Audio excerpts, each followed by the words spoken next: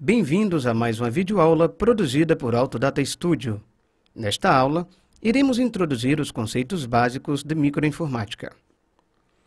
A informática está dividida basicamente em dois grandes grupos. São eles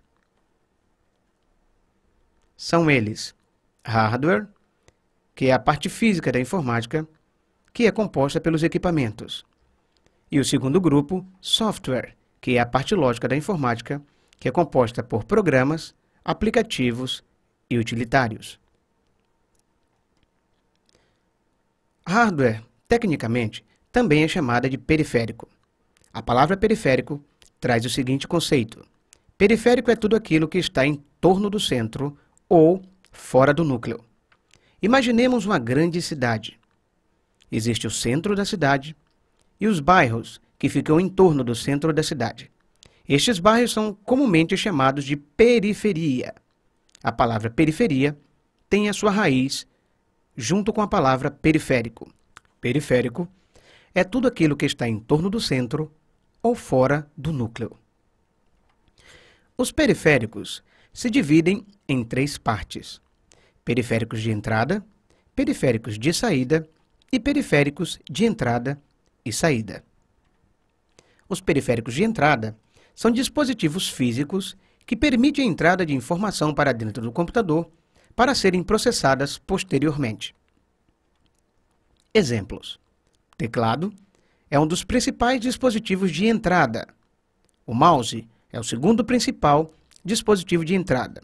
É possível operar o computador basicamente com o teclado, mesmo estando sem mouse.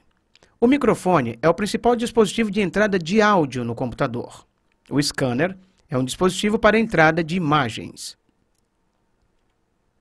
Os periféricos de saída é composto pelos seguintes dispositivos: caixas de som, sendo que existe um dispositivo de entrada como o microfone. Para a entrada de áudio, é preciso que haja um dispositivo na outra ponta. As caixas de som são os dispositivos responsáveis pela saída de áudio. A saída de vídeo fica na responsabilidade do monitor, que não é o único. A impressora também é uma importante mídia de saída para os dados já processados no computador. O plotter é uma variação do dispositivo de impressão.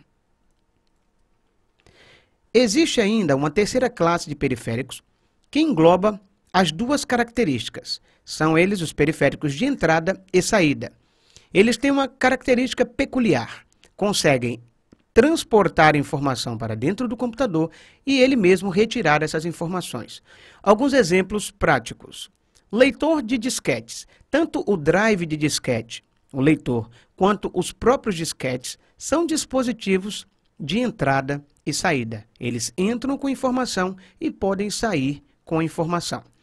Os leitores de CD e DVD-ROM têm a mesma capacidade que os leitores de disquete em termos de entrar e sair com informação, porém são muito mais rápidos, mais seguros e de melhor qualidade. Os modernos pendrives e cartões de memória, também conhecido como memory stick, são os mais novos dispositivos que compõem esse terceiro grupo. Os pendrives, cada dia maiores e mais poderosos, são bem práticos. Não dependem de memórias magnéticas como o disquete ou de motores como o leitor de CD-ROM. Basta plugar numa porta USB um pendrive, ele é reconhecido pelo sistema e você pode transportar do computador para o pendrive e do pendrive para o computador as informações com velocidade razoável. Os cartões de memória são uma variação dos pendrives, porém são bem pequenos e compactos. Voltando ao conceito de periférico, nós estabelecemos que os hardwares, conhecidos como periféricos de entrada, saída e saída, estão fora do núcleo ou em torno do centro. Nos falta, então, entender o que é esse centro, cujos outros dispositivos giram em torno dele. O centro seria CPU, conhecida também como processador ou o computador propriamente dito. CPU significa Unidade Central de Processamento. O processador do computador é que dá nome ao computador. Quando compramos um computador, nós compramos o computador baseado na arquitetura do seu processador. E o computador ganha o seu nome baseado no nome dessa arquitetura. Um exemplo. Se vamos comprar um computador na loja, não é pelo nome do monitor, ou pela marca do seu gabinete, ou pela marca de qualquer outro periférico, e sim pelo nome ou marca do seu processador que identificamos a nossa máquina. O processador, na parte de cima da nossa tela, é um processador da AMD, é um Athlon X264. Quando nós vamos identificar o nosso sistema, a nossa plataforma, nós dizemos que temos um Athlon X2. O processador logo abaixo, o concorrente direto da AMD, é um Intel Core 2 Quad. Então, quando alguém pergunta qual é o seu computador, nós dizemos, eu tenho um quad-core. Então, pelo nome do processador, nós identificamos o nosso computador. Tudo funciona mais ou menos assim. Nós temos a placa-mãe, o dispositivo imediatamente ao centro, e composto na placa-mãe nós temos o processador. O processador depende de todos os outros dispositivos à sua volta na placa-mãe e os dispositivos que estão externos ao gabinete. Todos os dispositivos de entrada e saída que citamos anteriormente estão diretamente ligados à placa-mãe, quer seja por fios ou mesmo através de dispositivos wireless, sem fio. Na placa-mãe, na parte de trás, nós temos todas as portas que fazem as conexões diretas com os dispositivos de entrada e de saída. Vou dar alguns exemplos. Teclado e mouse são dispositivos de entrada.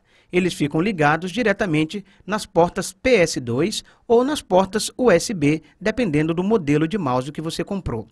A impressora, que é um dispositivo de saída, pode estar ligada nas portas USB ou na porta LPT, que é uma porta de saída. As portas USB são mais novas e mais rápidas e também bem mais dinâmicas. Elas podem funcionar como portas de entrada e saída. Nós temos aqui, por exemplo, os dispositivos de entrada e saída de áudio.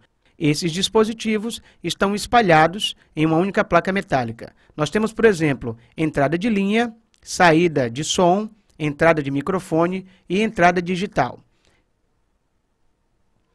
O espelho de áudio, então, contém várias entradas e saídas de áudio diferentes. Como funciona, então, o processamento das informações pelo processador do computador? Mais ou menos assim. A informação entra pelo dispositivo de entrada, vai para a memória, o processador pega a informação, processa e expõe essas informações através dos dispositivos de saída. Esse aqui é um esquema prático para que a gente possa entender.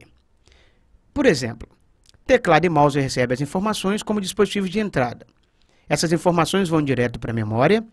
A memória, então, disponibiliza para o processador, que faz a leitura e a escrita das informações em comunicação com os dispositivos. Essas informações, então, depois de processadas, são devolvidas para a memória e enviadas para a saída através de dispositivos de saída, como impressora, vídeo, disquetes e outros dispositivos de saída que não foram citados. Dessa forma, então, é óbvio que essa é uma explicação bem básica sobre processamento de dados. Dessa forma, então, os dados são processados e entram e saem para que o usuário tenha os seus trabalhos e requisições realizadas com sucesso. Do outro lado, o segundo grupo importante da informática é a parte lógica, que é conhecida como programas, aplicativos e utilitários. Aqueles programas que utilizamos para processar textos, planilhas eletrônicas, processar imagens, trabalhar com fotos, com áudio, fazem parte do grupo de software, conhecida como parte lógica da informática. Para dar um exemplo prático, fazer uma ilustração, imagina o seguinte: o teu corpo é composto por vários órgãos físicos, mas esses órgãos físicos não trabalhariam se não existisse um programa lógico controlando tudo isso. E esse programa lógico fica instalado no seu processador, que é o cérebro. O seu cérebro processa as informações e divide as tarefas pelos órgãos. Mas sem um lado lógico, nada no seu corpo funcionaria. Quando uma pessoa, por exemplo, sofre morte cerebral, isso implica que a sua parte lógica deixou de funcionar. O corpo, então, embora vivo, fica inativo. Então, a parte lógica da informática é composta por programas, aplicativos e utilitários.